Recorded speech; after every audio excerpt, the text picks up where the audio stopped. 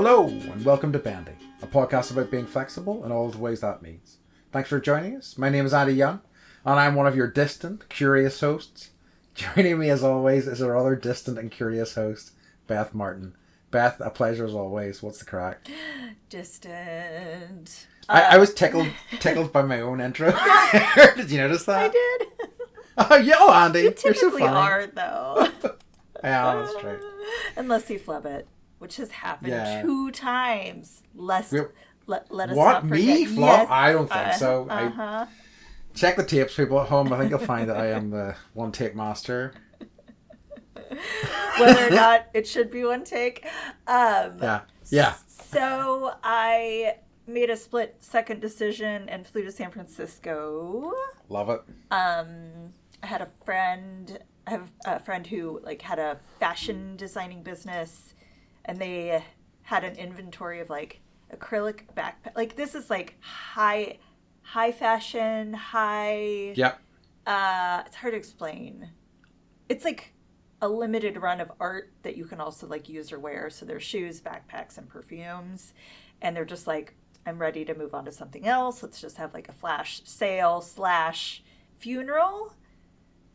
Art, it's not an exhibit. It's everyone participated. So we all had a rose, and my friend crawled into this coffin, and then we all processed with a rose and laid the rose into the coffin, and then Amazing. People gave eulogies, and then Alana got up and got on a treadmill out of the coffin, and then did this performance, and then this other lady did this performance. So it was quite something. Yeah, that sounds nuts. That sounds fun. It was super cool. It was super cool. And it was just I was having these moments where I'm just what is even happening in my life? How did I get here kind of thing? But I flew into San Francisco, and there's something going on with the weather, I swear. Because my friend texted me and was you're going to miss the tornado. And I was well, I sure do hope so, because San Francisco's mountainous, and they totally had a tornado that had a huge windstorm. We're driving around the streets. I saw a giant tree in someone's windshield of their car. I was should we leave them a note so they know? What? Why? Yeah, I know. That tornado, it's not tornado country, right? At all. No. Especially not in the winter time. So it's is the happening finally happening? You know, that beloved. I love The Happening. I don't think I've ever seen it. I own it on DVD. It's so good. Beth, leave the podcast immediately. I haven't seen that film, but it's by Marky reputation. Mark, man, shut the fuck up. No, that's not any better. That's not helping your case. Shut up, Andy. What's the crack with you? Okay. So since we last spoke, I've got a list.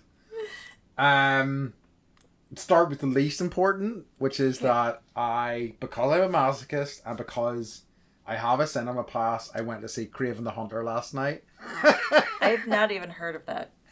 Good. That's probably for the best. Is it the best. Craven? No, it's Kraven. So Sony have done, Sony own basically the Spider-Man rights.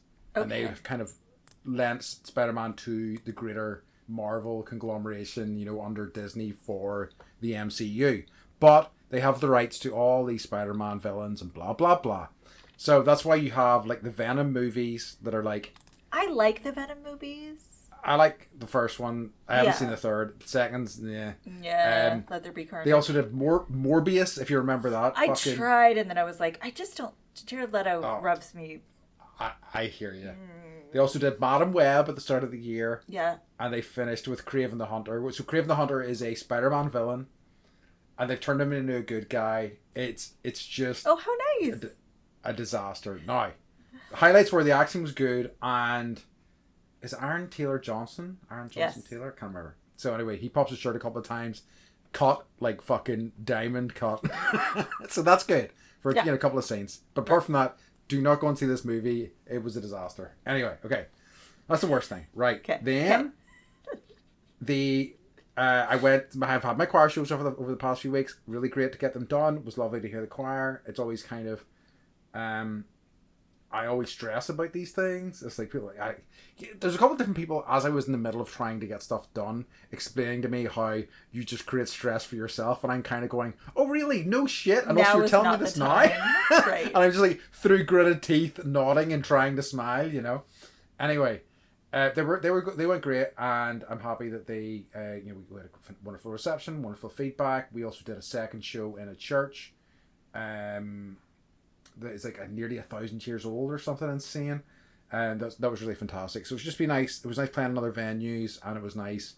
There was also like a string quartet played, not string quartet, string ensemble. Sorry, because there was like 8 of them, and there was a flautist, octet.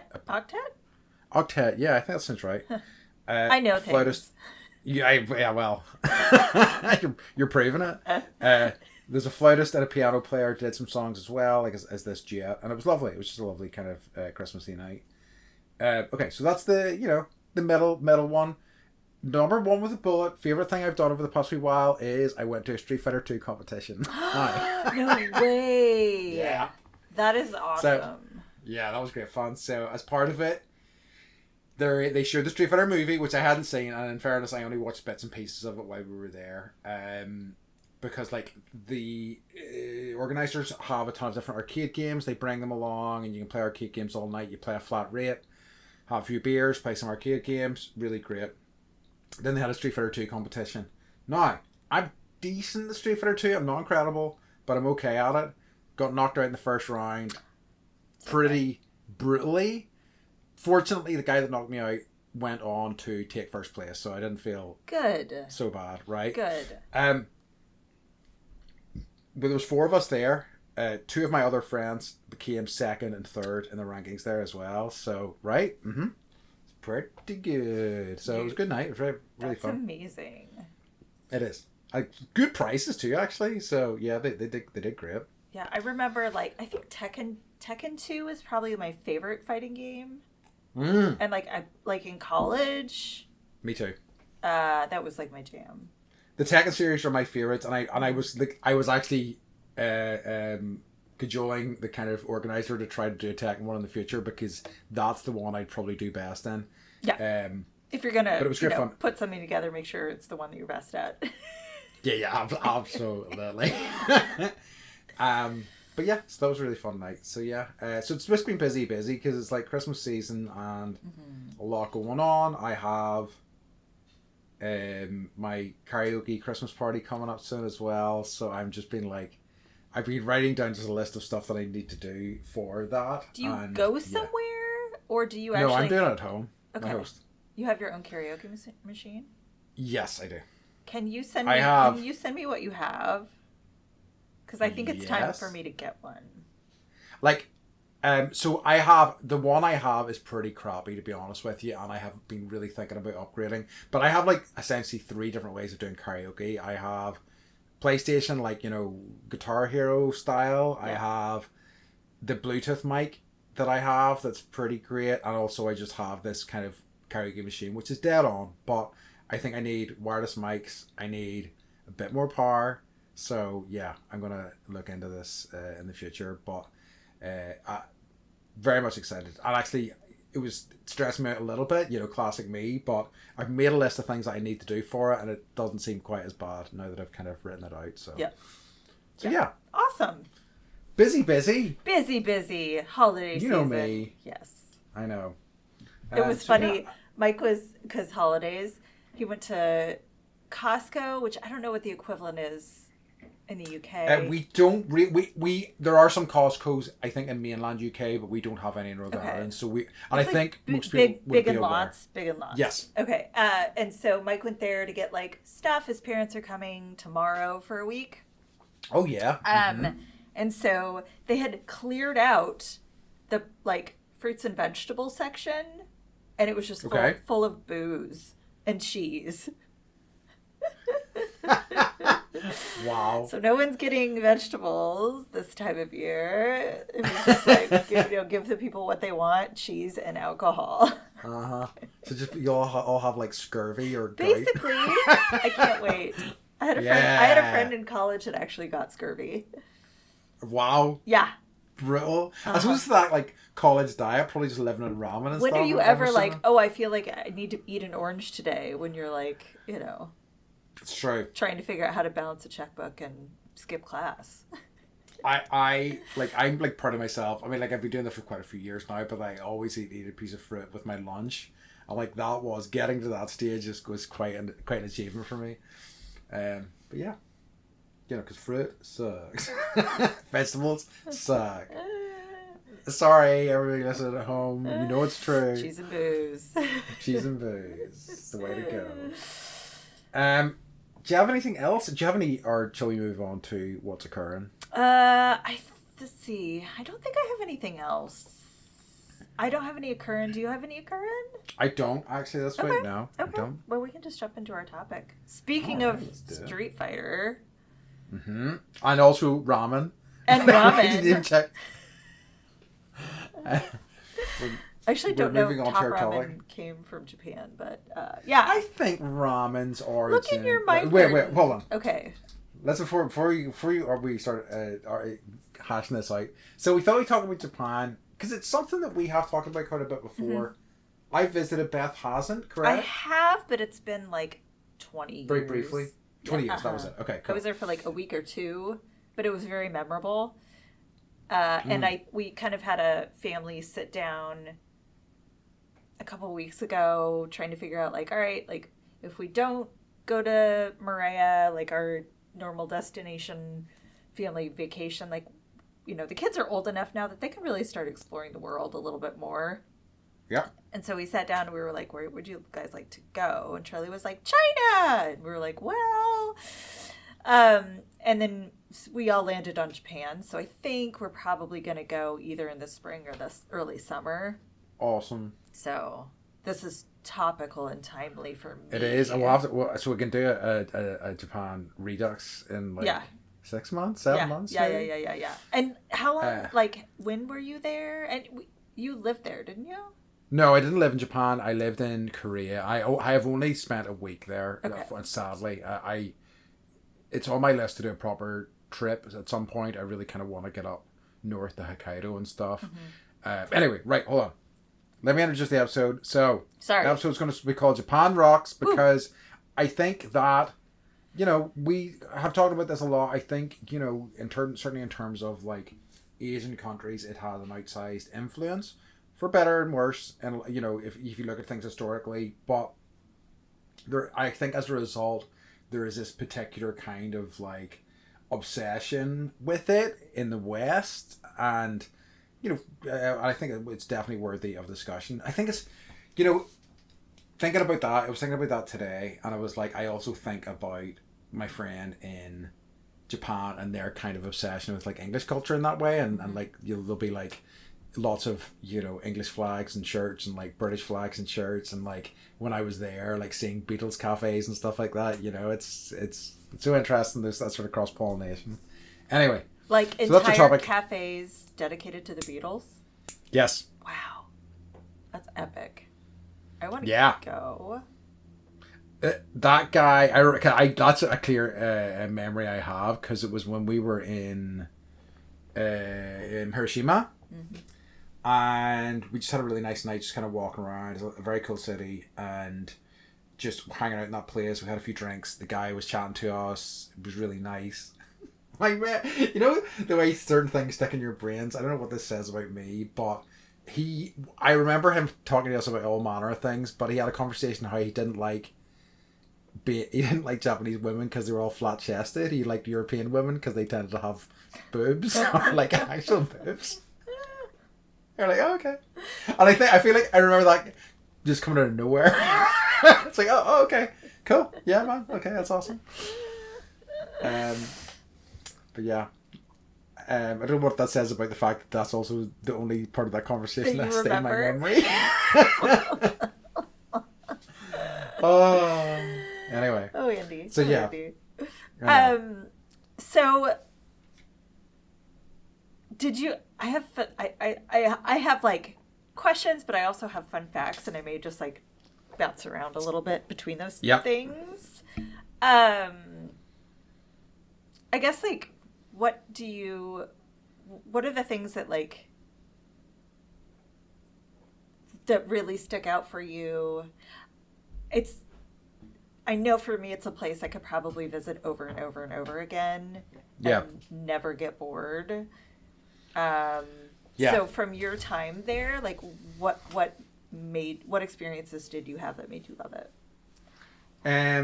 Like, okay, so I would say, I mean, I've talked about this in travel episodes before. Like, I love the cuisine so much. Yeah. I love how distinct it is. Like, I have since spent time in other Asian countries, and I've also, I've come to learn that it's really distinct in so many different Asian countries. I think it's just that Japanese has become pretty ubiquitous around the world. Like, so many countries have Japanese cuisine is just spread in a way that, like, even like Korean cuisine, which is definitely starting to a lot more, hadn't until about 20 years or so ago. Mm-hmm. So that I loved. I like, what I really liked was how, I think it's maybe slightly surface level, but how polite people are, right? And people, like, it seemed like you were treated with a little bit more respect as a baseline, which I really liked.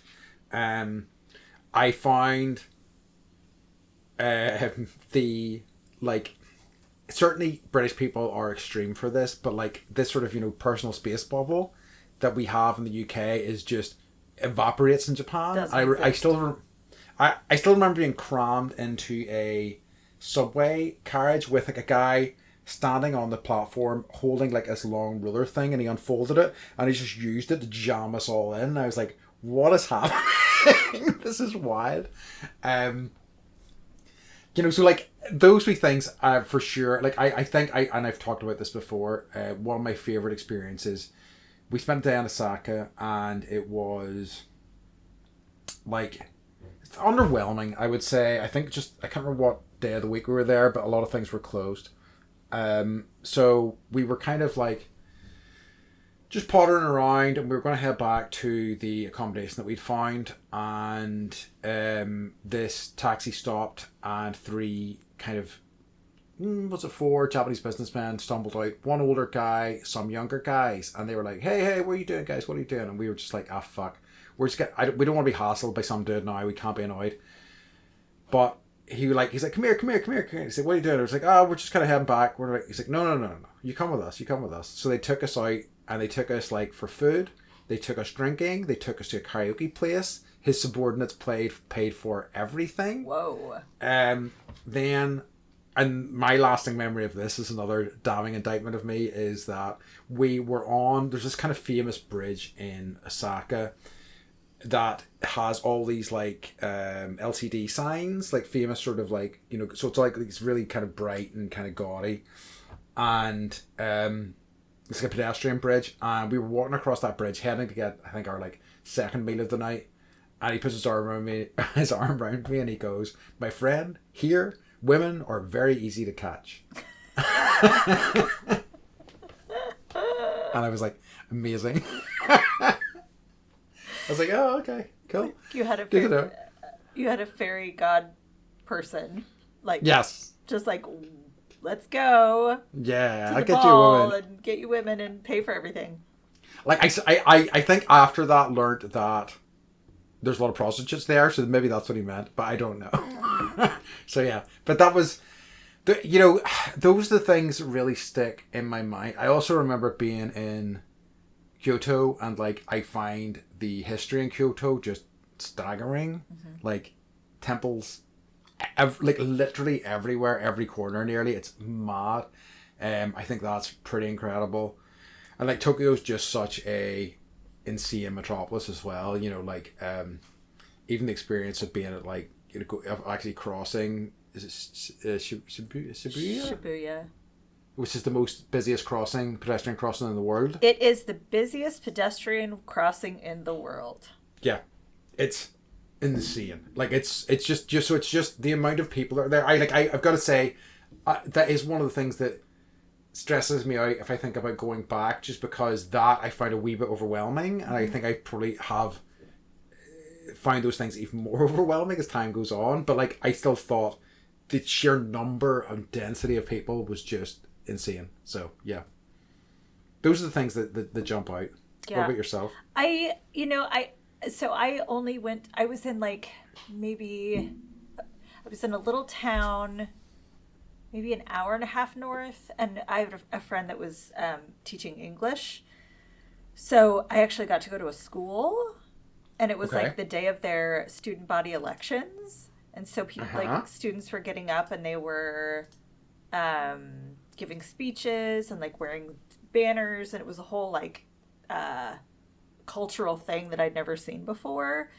And then we got to eat in this like special room for like honored guests, and just like literally like sitting on the floor, take your shoes off kind of thing. And it was just so different than and at the time, like, I was working at a college, and just kind of being in a different educational environment that was so far away from anything I'd ever known was really cool. And then we went to Yokohama, which is kind of like it's a touristy area, but there's like, giant Ferris wheel and arcades and like fun bars and stuff. And then down in Tokyo too.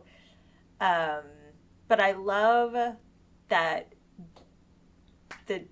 the sort of juxtaposition of like extreme, fast technology and new buildings next to like a temple that's, thousands of years old, and like they keep those things. And like, going to the Harajuku area, and like there's like a bridge that then goes to this like temple, and again, just like, here's like some of the coolest fashion you've ever seen, and then you walk 5 minutes and you're in this like amazing peaceful environment where everyone's like meditating and you're lighting giant incense sticks. You just go from one thing to the next, and they're so different. I love that. I'm on the west coast of the United States, so it's hard to like go from one thing to the next within 5 minutes at all.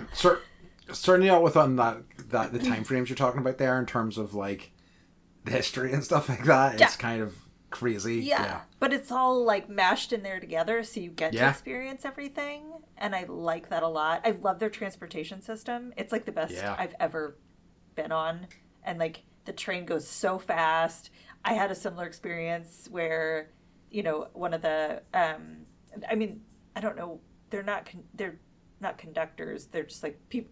Their job is to shove people onto the train. Yeah. They didn't have a ruler, but he had like white gloves on, and he was literally like, it was rush hour, so he was shoving us all together on the train. And again, same thing. I was just like, what is happening? This is amazing. It's so different.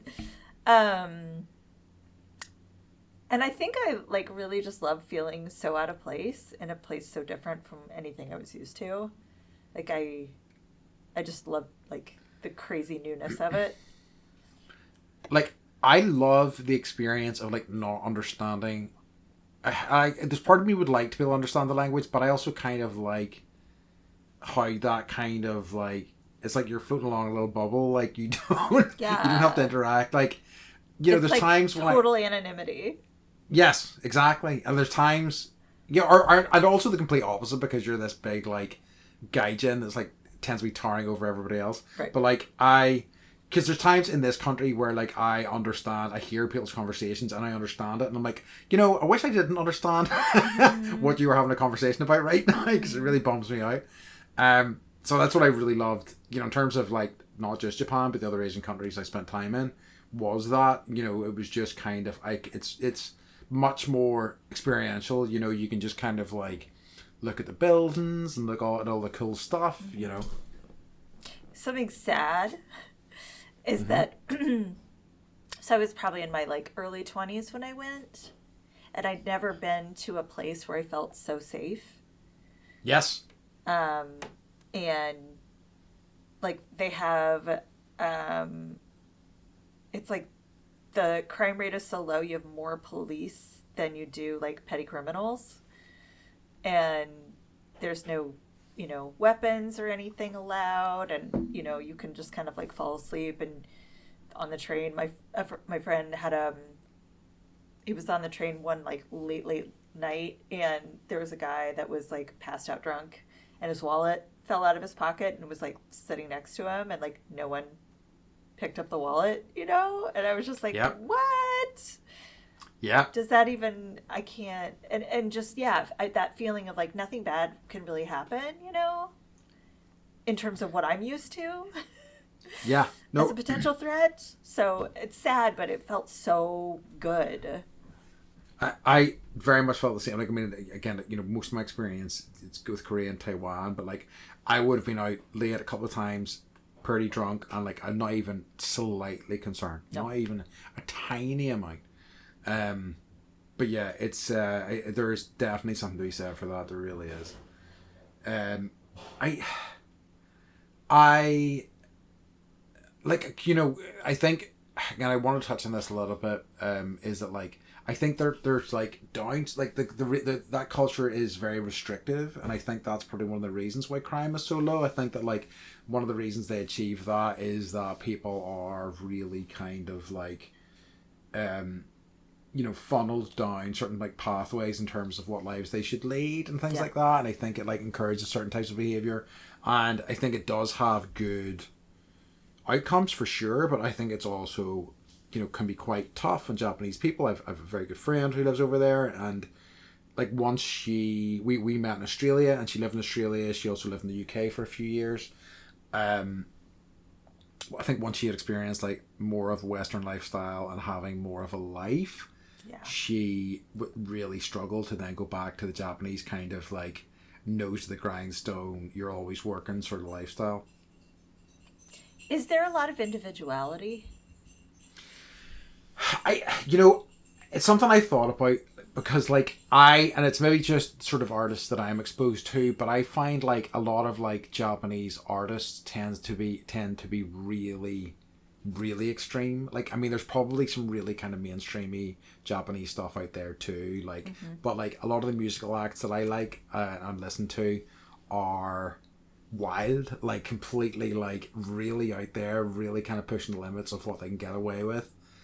So I think that, and I think that that is partially to do with the fact that everything is so constrained and like, so it's like whenever you have that extra sort of like vice like pressure, when you explode out of that, you explode out of it in a bigger way.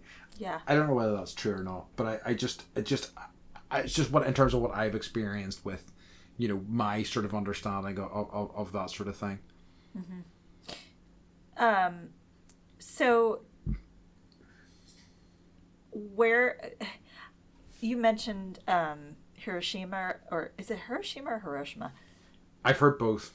I have too. That is fraught for us, obviously. Yes. What was that like for you going there, and is that something you would recommend that I visit? Yes, I thought it was a very cool modern. Like it's such an interesting thing because obviously it lives outsized in terms of what it represents. That it was one of the first cities to ever get bombed. It's a small list, like, but by a nuclear bomb.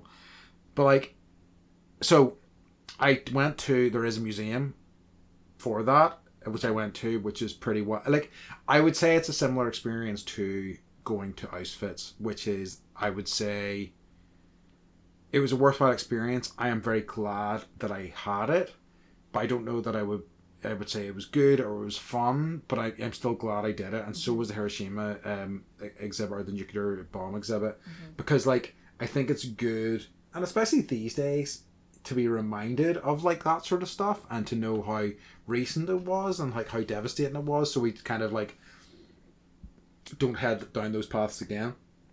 I sadly think most of the people that drive us down those paths will never go to like a foreign country and visit these things, sadly. But anyway, it is what it is. But I definitely think it's worth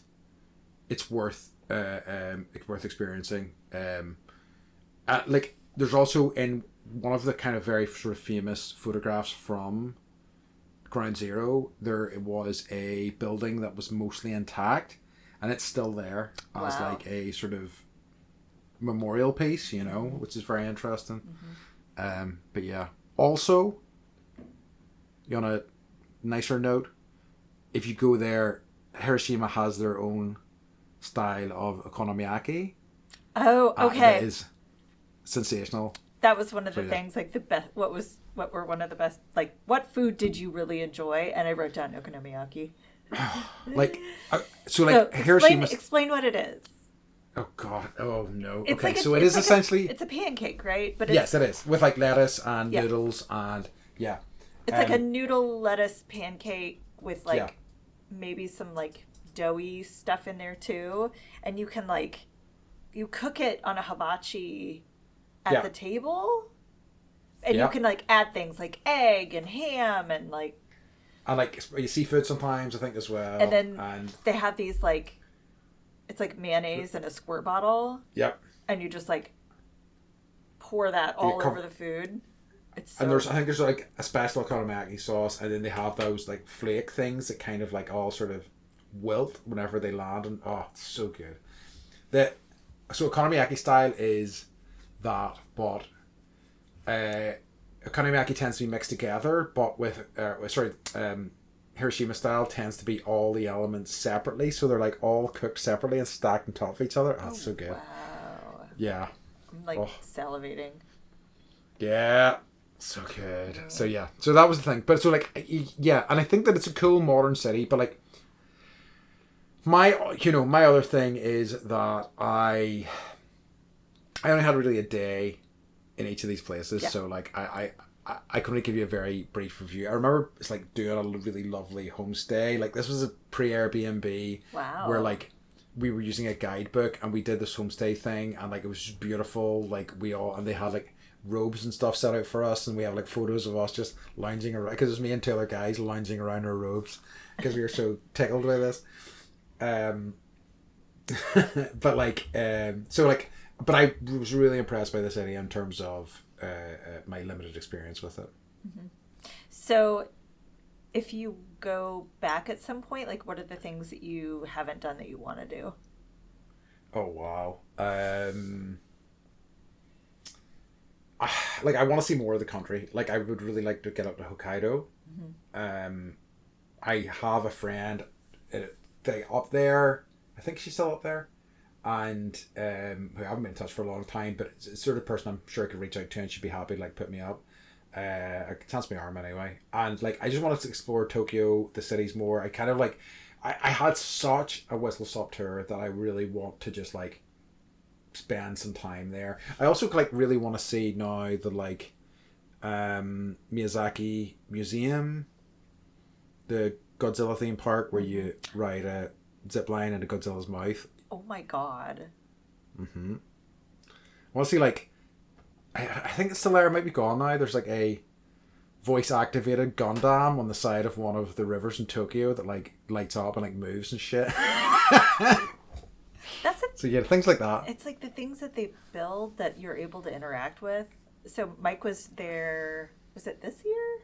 I think it was. Uh-huh. He was doing I think it was. Yeah, I'm already talking about research on this little island called Iriomote, and I didn't know this, that Japan has like 6,800. It's made of 6,800 islands. Yes. I had no idea. So he had to go from like this point to like Taiwan to like Tokyo to take a bullet train to get off, and then I can't remember where he was. Anyways, it doesn't matter. But like they have these little birds in Iriomote that don't exist anywhere else. So it's like those are the things that I love. There also there's a rabbit island. Ooh. In the Hiroshima area. Have you heard of this? No. I'm just sorry. It took me a sec. I was just staggered by the numbers you gave me there. Yeah. At first, I was like, okay, right? Yeah. And I was like, wait, how many? I don't know. Like, that's. I'm just having a look here. There are a lot of islands. There are a lot of islands. Anyway. Okay, so one of them is Rabbit Island. It's called Rabbit Island. Okay. They've got over 1,000 rabbits that live there, and like you can go and.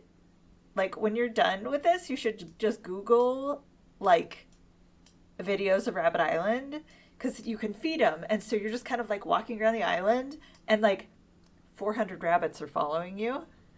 Wow. I know! And I'm like, this sounds amazing. So. Yeah, because I feel like... Where was it? And it was in Taiwan. I there was a cat town. It was just like a town that had been overtaken by cats. I'll try and get more details than that. It's just a memory right now. But yeah, no, that sounds fantastic. That would be incredible. Yes, I would be all over that. I know. There's just like I also kind of would like want to hike Mount Fuji and things like that. You know, right? Anyway, sorry. Do you have any others before I talk about other sort of ones that you would want to do on top of that? Things that I haven't done that I would like to do. Yeah, I've never been to an onsen. Mm-hmm. I don't really know what they are either. Yeah, They okay. rock. He's giving me the thumbs up or the okay sign. So you go in and it's like a water experience where you like take off your clothes and you sit in water? Most of my experiences are in Korea, and I'm told that they are broadly similar. Okay. I've done one, maybe two in Japan, Okay. but so like it vastly depends. So like in terms of the ones I've experienced, and I'm mostly going to go with my Korea experience, there tends to be a men's section and a women's section. In those sections, you're like taking everything off. You have like saunas, you have hot pools, cold pools, you have like wee shower areas. It's just a way to like bathe and relax and like, you know, clean yourself. But like depending on the scale of these things, there are so many other things. Like there was one that, so basically you could get, often if we like really didn't care about getting any sleep, you can sleep there basically. They have rooms that you can sleep in, and they also have just like mats on the floor that you can just lie on the floor. And they have like the one that I would go to a lot. You just throw all your stuff in the locker, just lie on the floor and sleep. And there's dark rooms you can sleep in, or you can just sleep in this kind of main area. There was like a library where you could like take, and it was like, you know, none of it was in English that I could find, certainly anyway, where you could like take out you know, comics and read books or whatever. There was like snack bars. There was so much stuff, you know, and it was communal. So you had these wee like jammy type things that you put on for walking through them. But yeah, I've also been to like outdoor ones, which were somewhat similar. It's yeah, they're pretty fantastic. They're just a good place to like chill. Do you know what I mean? Whenever it's like, I guess like a steam room, but like plus. So have you seen the movie Jiro Dreams of Sushi? Yes. Okay. I just started watching it again, and I was like, oh, right. So I want to go to the fish market at like 4 a.m. and watch all the fish being like, you know, sliced up, and, you know, so Jiro Dreams of Sushi, everyone should watch it. I think it won an Oscar, and it's this sushi restaurant that's in the train station, but it's a Michelin restaurant, and I think the waiting list is like 3 months or something to get in. Yeah. And it's not like, oh, you order, you know, appetizers and drinks. It's like, no, you literally go and eat the sushi as fast as you can, and then you leave, kind of thing. Yeah. But this man has spent his entire life focused on the concept of like discipline and striving for perfection and making the sushi that he makes. And it's like one of the best sushi restaurants in the world. Yeah.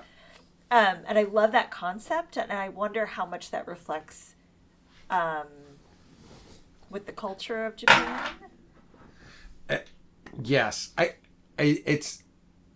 think about him. So like because that's such an interesting insight into like how hard these people work at their crafts if they become passionate about something, but also kind of like how like, you know, the thing I distinctly remember is it was his son or something talked about making one of these egg dishes. I can't remember what it was exactly, and there was always something that needed changed, and whenever like his father just looked and nodded and walked away, he was like, oh my, this is everything I've ever wanted.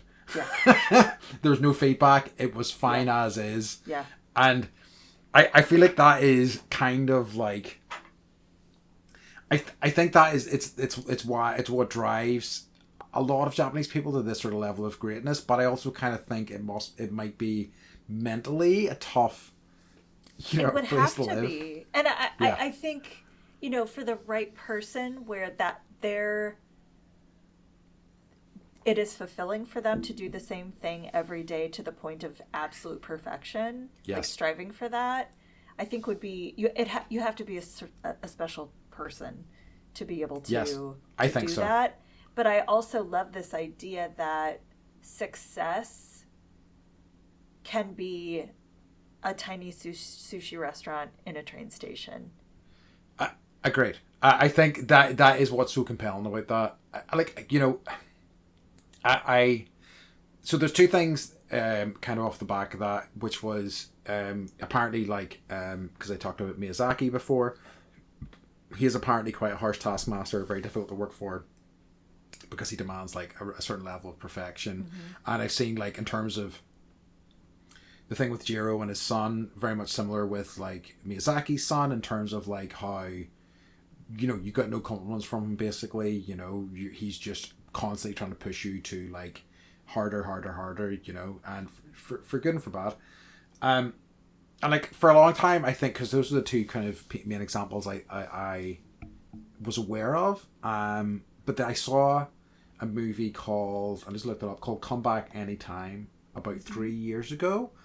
And it's this really beautiful documentary about this Japanese man who's a ramen shop owner, and he's owned it for like 30 or 40 years, and it's just this little thing, and he like has a farm, like we plot of land out in the country that he grows vegetables, and like all his, and it's about the wee community that he's built, and he like takes his customers up to his farm sometimes, and they help him farm his stuff and everything, and he like talks about how his father thought he was a loser when he was a kid and he wasn't going to amount to anything, and he just somehow stumbled into ramen, and he like it became like his passion, and this, and like over time he's built this up, and it was such, and it was, don't get me wrong, the guy had drive, and once he found it, he, because like, you know, the feedback on his ramen was incredible, but like it was a different view of that sort of way of life in Japan, you know, and it's like, because like, as I say, very much my other lens has been that it's all about the craft, and that's what it's all about, but this sort of, not only did he make this incredible ramen, he also like fostered this really kind of lovely community and like group of people. So That's amazing. What's it called? Come anytime? Come back anytime? Come Back Anytime. Okay, I'm going to watch it. Yeah, it's a good one. I would love to do morning exercises in the park. Yes. Don't know how to get on that list or how to find out about it, but yeah, I love the Tai Chi?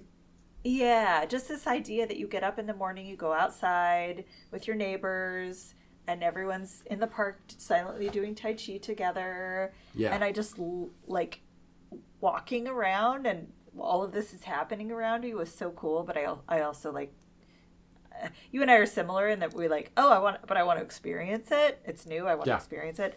And then I'd like to do the Hanami Cherry Blossom Festival at some point. So, those are the things that are definitely on my list. That's a good one. I mean, like, I was very lucky in that there's a ton of cherry blossoms in Korea as well. The place I lived, I think I may have told this story in the pub before. Doesn't matter. You're getting it again. Was lucky. Lucky. So like behind, I lived in a place called Kangwa, and the main city of Kangwa, which is where I taught, city, maybe town, perhaps, I'm not too sure. There was a mountain behind it with a temple on top of it. And the road to the temple, which I was at a handful of times, was lined with cherry blossom trees. And in cherry blossom season, I remember there was like a festival around then. I remember walking up there and back down, and it was snowing with all the blossom there. It was incredible, absolutely incredible. I love it. And just the idea that they give people time off to experience it, you know, and people bring picnics and just sit in the park.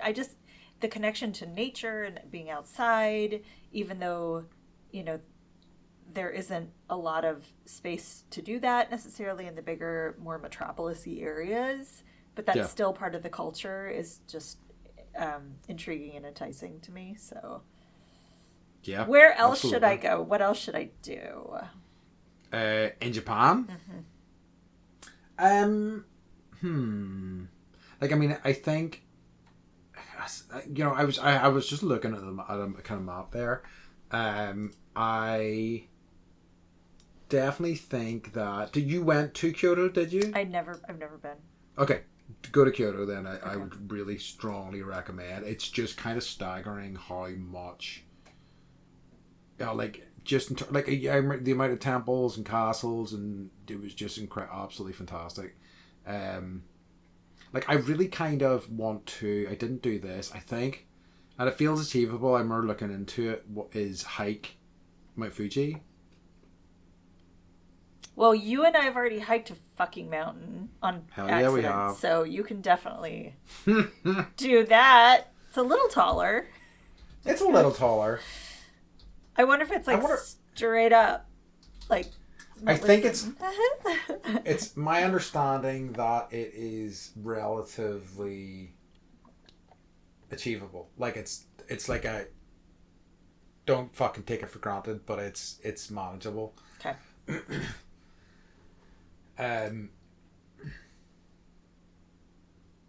Yeah, I definitely like. We have a friend who has a mountain cabin up there, and they've offered to let us stay, and so Ooh. I know.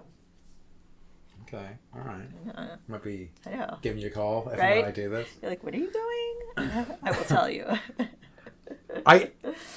Something else I wanted to talk about was like, because I think if we think about the West, England, for better or for worse, has had a really outsized influence on Western cultures generally. Certainly the English language is bloody everywhere. We're speaking it right now. More and more. It's what the vast majority of media and stuff like that. It's the main business language. Blah blah blah. And I think that Japan for Asia very much represented that. And again, for better or for worse, I mean, not only culturally, but also the fact that they both invaded and like occupied a ton of Asian countries. There's still a lot of like anti-Japanese sentiment I found whenever I was out in Taiwan, when I was in Korea and things like that. Huh. It's unsurprising. Like I mean, anywhere you go in the world, there's like animosities from conflicts that happen. For long anybody ago, against any. Yeah. Yeah. Which I understand. Like I totally get it because Korea, for example, was wild because there's a ridiculously high number of their monuments. Like 96% of all their monuments were destroyed whenever the Japanese occupied, which is awful. So but like I think as well about because I think what's so interesting about Japanese culture is how stubbornly it is resistant to change. Like it has one of the most complex languages and written language that I have ever encountered. I've looked at it before and I'm just like I don't even know where to start with this. It's crazy to me. I love that like they read their books in an opposite direction to what we're used to. I find the novelty of that because I still read comic books, Japanese comic books, and I still find the novelty of that so kind of refreshing. Yeah, like even at the library here in the kids section, the kids are really into comic books and kind of graphic novel, and they have the Japanese ones, and I'm like, oh no, it's back to front. They're like, what? I'm like, yeah, back to front. They always have a page, and I wonder like. I have always meant to check whether, and I'm sure they probably do in Japan, if they have Western comic books and things like that, whether they also have somewhat similar. Because for things like that, particularly, the flow's important, so they kind of need to be in the direction that they're going in. Yeah. Though it's kind of interesting that my friend, I've chatted to her about this before, that they are not super interested in a lot of that stuff over there. When she was living there, I would ask her about Marvel movies and stuff, and she's like, "No, Japanese people want to see Japanese movies. They don't they're interested in the novelties of these culture a lot of the time, but they're not super interested in seeing so the Marvel movies didn't do super well, so that Xbox consoles, for example, don't do well over there, whereas Sony, Nintendo, which are homegrown, are huge. I'm watching the documentary High Score right now, and it's talking about the beginning of video games, and it's fascinating. And I mean, I knew it all was born in Japan, but I didn't quite understand the psychology behind it, and like they're writing all this stuff on paper, all this code, and like it's crazy. It's crazy. It's so interesting. Like, I mean, because it was Nintendo were like a playing card company or something like that. I think something like that, and it was. I heard a story recently about it where, because one of the first sort of gaming consoles as we know them were the like Game and Watch devices, and apparently the inspiration for this, maybe this is apocryphal, is that one of the creators saw a guy just in a train with a calculator, just playing with a calculator, like just bored in a train. He's like, got time to kill here. I'm just gonna like try to do things with a calculator. Boobs with eights and exactly, zeros. And endless entertainment there. And he was like, maybe there's something here, and created a lot of those like LCD games and stuff. Wow. It's and ET. Huh? the ET, was it ET? Oh yeah, ET. That got buried because it was that's outrageous. That story's outrageous. And like it went into that story a little bit where it was like this guy was like, my name is blank blank blank, and I created the worst video game of all time, E.T. the Extraterrestrial, but it like part of it, and Steven Spielberg had a hand in it being really bad. Yes, though, like it's very much we needed this game out here. It was like, and you have. I think he had like 3 months, maybe. Yes, which is yes. Yeah. That's you're never going to get anything, and they were like, it's for one of the biggest films of the year, so therefore we're going to need to make millions of copies of it. It sold disastrously badly, and they ended up having to basically put millions of copies of this game into a landfill and cover it in dirt, which is horrifying, honestly. It is. And now, like, if you can find a copy of it, I'm sure it's worth a lot of money. It's a good question. Something probably, that goes from being so worthless that they just like bury it in a landfill. Okay, so do you want to know some interesting facts? I do. Guess what the traditional Christmas Eve meal is. Oh, I think I know this. Is it Kentucky Fried Chicken? It's Kentucky Fried Chicken. What is that about? So like there is a thing. You guys have Kentucky. You have KFC like all over the place. Yeah, we also have a traditional turkey dinner, whereas they don't really in Japan. So I think what happened was, I remember reading something about this. Japanese KFC essentially saw that they could exploit that sort of idea of a Christmas dinner, but like in a fast casual sort of way. Gotcha. Or like, and had a whole like run of like Christmassy KFC, and because like Christmas, it still is ish a thing in Japan, but nowhere near to the extent it is in the West. So they were like, let's wedge ourselves in there and make ourselves the food of choice. It worked. It does. So, the number 4 is unlucky, because in Japanese it sounds very similar to the way that they say the name or the word death, and so kind of like I don't know. I'm like, do they have a 4th floor in hotels? I have to find out, because like here they don't have the 13th floor in hotels. Yes. Like even ones that are still being built, like it's taboo. Interesting. You have a seal instead of a signature. Ooh, I didn't know that. So you don't sign things with you've got like 3 different types of seals, like for depending on the type of document. I have one of those. You do? With my name, with my Korean, my Hangul name, somewhere. I forgot about that. Is it like a stamp? Yeah. That's so fucking cool. Yeah. I would be stamping that on everything. Yeah. It was pretty neat. I had to use it once or twice. I can't remember what for. But yeah, it was pretty neat. Bring it into like a restaurant and just like stamp your seal on your receipt for dinner. We need to bring that into the West. I think so. I love stamps. Who doesn't? Yeah. Anti-ninja floors are like okay. a thing.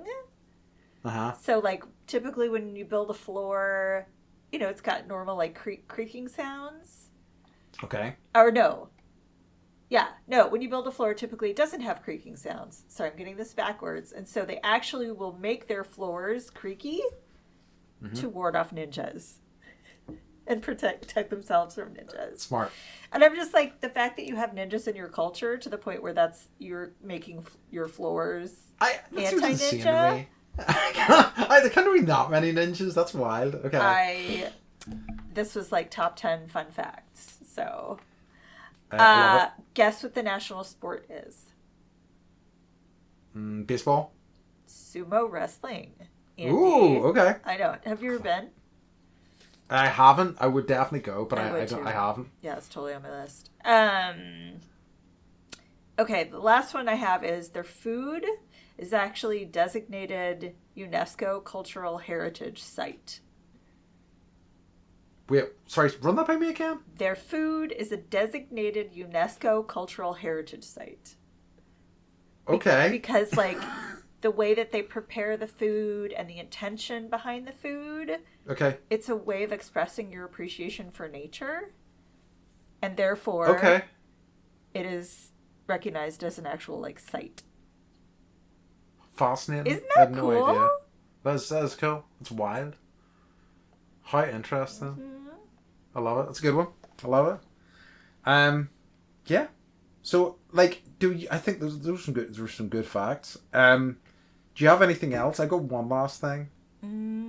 I just love it.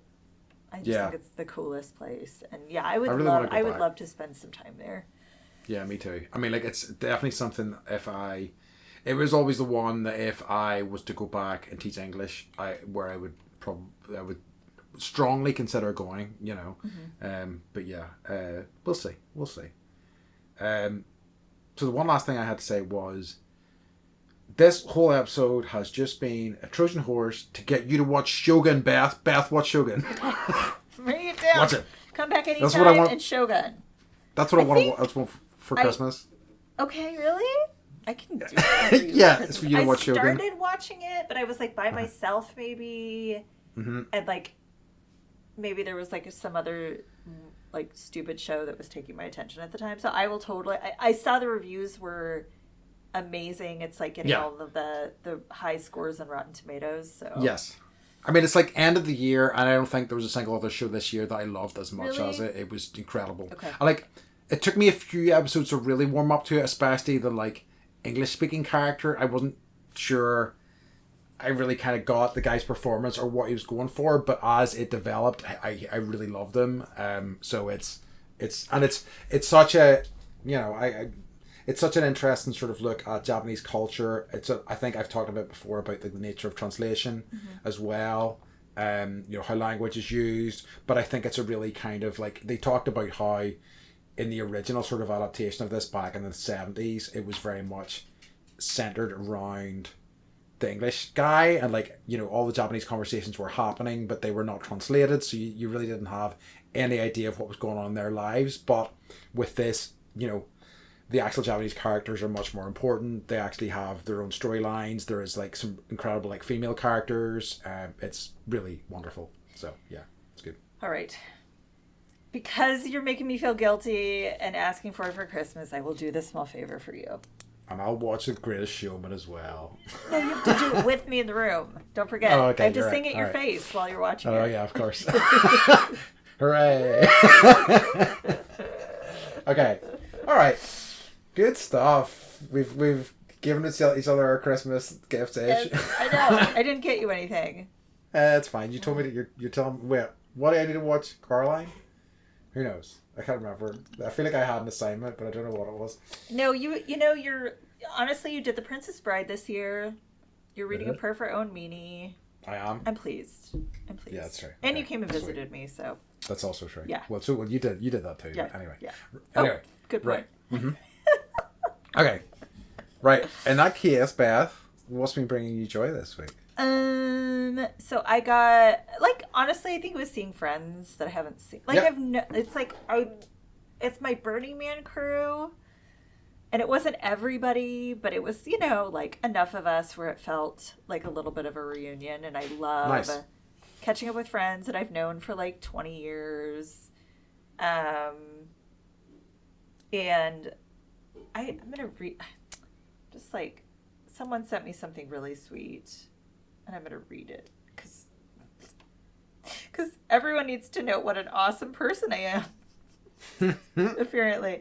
So my friend Greg, who I love, said, what I admire most about you, besides your undying love for me and your conversational skills, is your ability to not give a fuck.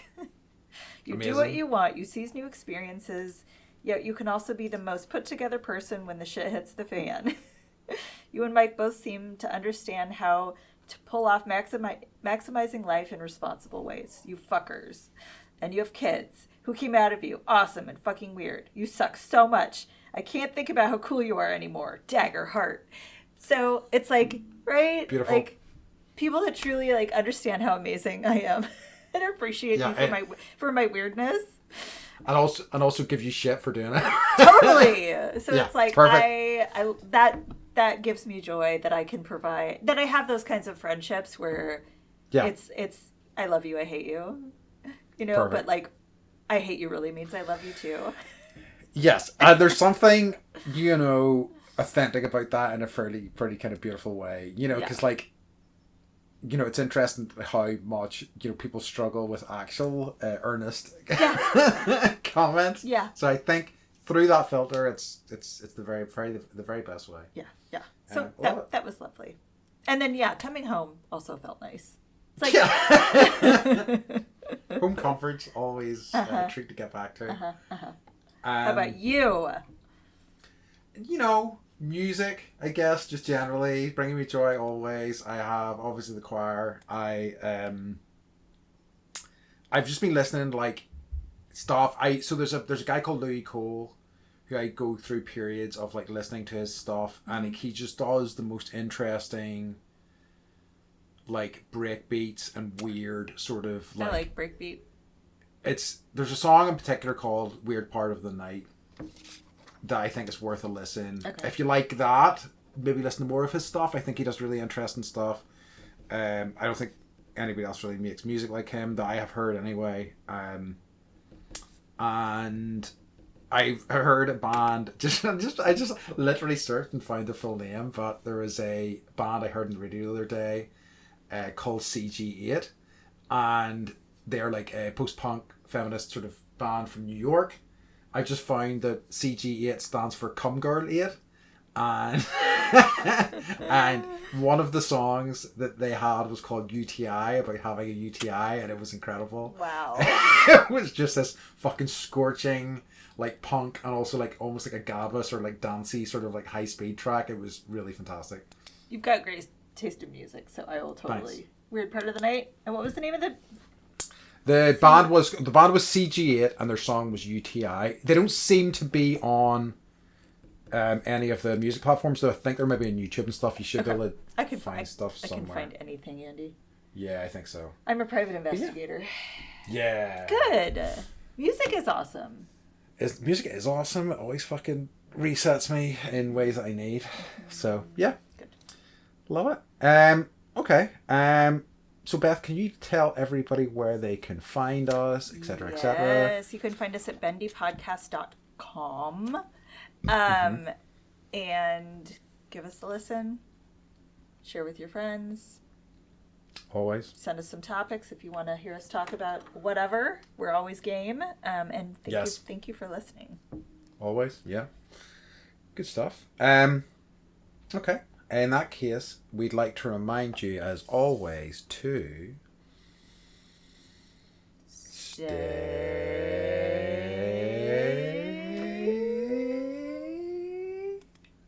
bendy.